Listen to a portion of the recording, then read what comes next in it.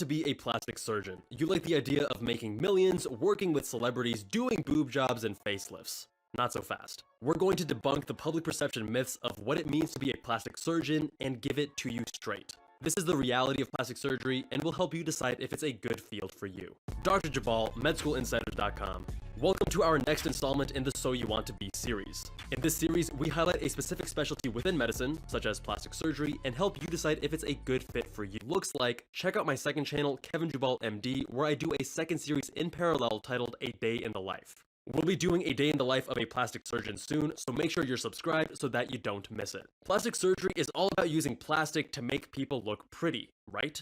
No, and never repeat those words. The word plastic comes from the Greek word plastikos, meaning to mold, a reference to how plastic surgery is involved in the reshaping and manipulation of tissues. Generally speaking, plastic surgeons focus on soft tissue, such as skin, muscle, and fat, rather than bones, which are in the territory of orthopedic surgeons. Plastic surgery is far more diverse than what you probably expect. The public is most familiar with aesthetic or cosmetic plastic surgery that has been popularized by celebrities and showbiz. But the overwhelming majority of actual surgical procedures in plastic surgery are reconstructive in nature. In 2018, there were 5.8 million reconstructive surgical procedures in the US compared to only 1.8 million cosmetic surgical procedures. That being said, non-surgical, minimally invasive cosmetic procedures like Botox or fillers are extremely popular. In 2018 alone, there were 15.9 million non-surgical cosmetic procedures. So what's the difference between cosmetic and reconstructive plastic surgery? Cosmetic plastic surgery includes procedures involved with enhancing one's appearance. The most popular cosmetic surgical procedures include breast augmentation or boob job, liposuction, rhinoplasty or nose reshaping, blepharoplasty or eyelid surgery, and abdominoplasty or tummy tuck. The most popular cosmetic non-surgical procedures include Botox injections, soft tissue fillers, chemical peels, laser hair removal, and microdermabrasion. Reconstructive plastic surgery is highly diverse, and in my personal opinion, far more fascinating. Recon includes surgical procedures to correct facial and body abnormalities that can be caused by birth defects, like cleft lip or cleft palate, injury, like soft tissue reconstruction for severe traumatic injuries, disease like breast reconstruction after mastectomy for breast cancer, or aging.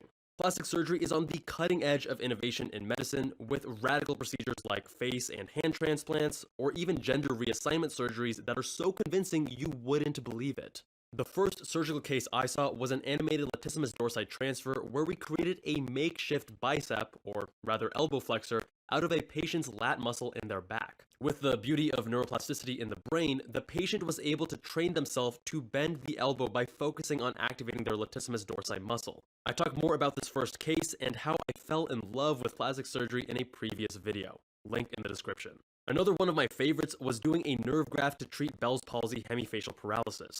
In short, one side of the patient's face was paralyzed, so we harvested the sural nerve from their leg and using microsurgical techniques, grafted it to their face to reanimate the paralyzed side. I know, straight science fiction. Between cosmetic and reconstructive practices, one isn't necessarily better than the other, but there are pros and cons which we'll get to shortly. I was obviously enamored by the complex recon and would sometimes tease my cosmetic-focused colleague that I'm at least helping the world and not just trying to make a quick buck. To which he responded, I'm also making the world a better place, one pair of breasts at a time. In the hospital, we call plastic surgeons the surgeon's surgeon, as they are the most relied upon by other surgical specialists. Anytime a neurosurgeon, urologist, general surgeon, orthopedic surgeon, otolaryngologist, or any other surgeon needs help with complex coverage and reconstruction, they call in the plastic surgeons. Unlike any other surgical specialty, plastic surgery is unrestricted by body part. They work on any part of the body, from head to toe, hands to feet, eyelids to genitalia.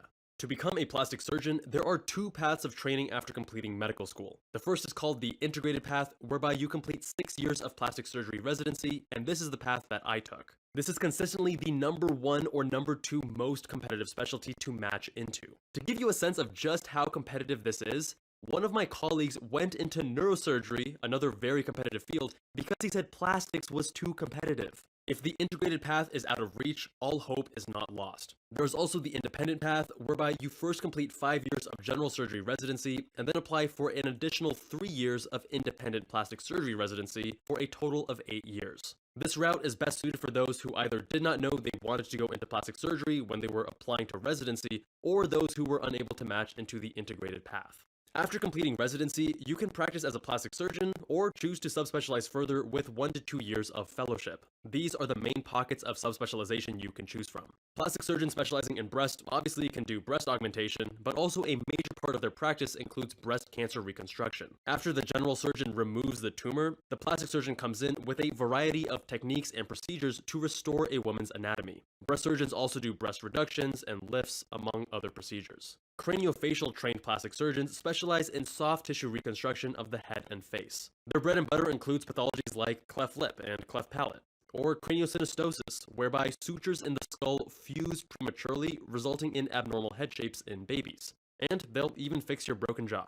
Microsurgery is the most innovative and sci-fi subspecialization within plastic surgery.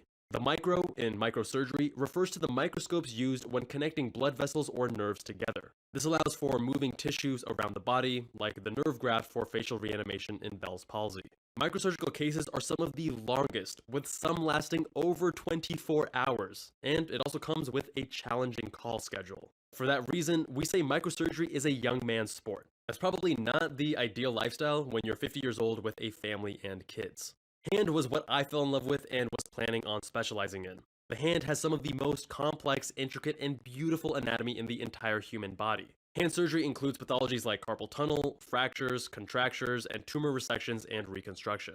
Burn is the black sheep of the family, and it's not nearly as precise, meticulous, or fun as the rest of plastic surgery. That being said, it's incredibly important as burn victims are in great need. And last, aesthetic plastic surgery, which is what you're likely most familiar with. Breast augmentation, rhinoplasty, abdominoplasty, and liposuction are some of the most common procedures performed. If you couldn't already tell, I'm enamored with plastic surgery. The diversity and variety you'll experience in plastics is second to none. Additionally, it's the most innovative field in medicine, period. Much of it still seems to be science fiction.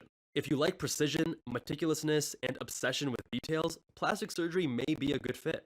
No other specialty obsesses over the most precise way to close an incision to optimize healing and minimize scarring. In medical school, I found myself reading books on how to suture or tie better knots, while everyone else was more concerned with their shelf exams. If you're the type of person to take interest in such detail, plastics is probably for you. Pay is more variable than other specialties. And no, you're not guaranteed to be driving around in a Ferrari or Lambo. Recon, especially in the academic settings, doesn't pay nearly as well as aesthetic practices. That being said, you'll still have quite a good lifestyle as compensation is above average, most surgeries are not urgent, and call isn't so bad. However, if you do choose microsurgery or handle face trauma, then your call will be far more taxing. Lastly, changes in healthcare and reimbursement are worrisome to attending physicians of all specialties. Luckily for plastic surgeons, they always have the option of going to a cash-based aesthetic practice, thus granting them relative immunity to possible decreases in reimbursement on a systemic scale. No specialty is perfect, and plastic surgery is no exception. In terms of personalities, plastic surgery is a mixed bag. Because it's a diverse field, the prospect of making millions as an aesthetic surgeon attracts a small number of trainees who are more concerned with money and appearances than actual substance. I'm going to teach you something that most doctors don't even know. There's a great deal of confusion with plastic surgeons versus cosmetic surgeons, and this isn't so much a problem with plastic surgery as it is a problem with branding. If you want to get cosmetic work done, you should go to a board-certified plastic surgeon. Plastic surgeons are the masters of all cosmetic procedures, as they've gone through a minimum of 6 to 8 years to earn their distinction of being board certified in plastic surgery. Cosmetic surgeons, on the other hand, do not have rigorous standards for training. I've seen non-surgical doctors of various specialties, from OB-GYN to anesthesia, emergency medicine to primary care, and more, touting themselves as cosmetic surgeons after completing a weekend course on how to do Botox. They obviously have no business doing any cosmetic procedures, but greed is a powerful force. It's dangerous quackery like this that gives cosmetic surgery a bad rap and results in the horror stories of patients having severe complications or even dying. There's also a common misconception that plastic surgery is a highly creative and artistic field. Don't get me wrong, compared to anything else in medicine, it definitely is, especially if you go into aesthetics. You are incorporating the art and science of beauty into your surgical treatment. That being said, it's not like you can go in and creatively wing it and do something new. For any defect or goal in treatment, there are only a few standards of care to choose from that have tolerable risk profiles and high rates of success. Plastic surgery isn't for everyone, but how can you know if it's right for you? First, make sure you actually enjoy the bulk of plastic surgery. I wasn't personally in love with burn, but everything else was so incredibly innovative and cool. Shadow more than just one plastic surgeon, as the field is so diverse and varied. Scrubbing into a microsurgical case will feel entirely different than doing aesthetics or even craniofacial. In terms of personality, you should be comfortable with almost painfully precise attention to detail and meticulousness. If the thought of mastering the art of suturing bores you, or you prefer the use of staples and closures, which is blasphemy to a plastic surgeon, then look elsewhere. Lastly, you have to be willing to work your tail off. Plastic surgery is so insanely competitive that if you're allergic to hard work, you might as well look elsewhere. That doesn't just mean top grades in class, but also crushing your standardized tests, having multiple publications, a strong personal statement, and of course, killer interview skills. But you don't have to go at it alone. At Med School Insiders, we've distilled our expertise into a systematic and repeatable process that delivers results. Using these same principles, I got a 99.9th percentile score on my MCAT, full tuition scholarship to a top medical school, aced my USMLE, was prolific in research with over 60 publications, and matched into the ultra-competitive specialty of plastic surgery. As you know, I'm a firm believer that systems produce results.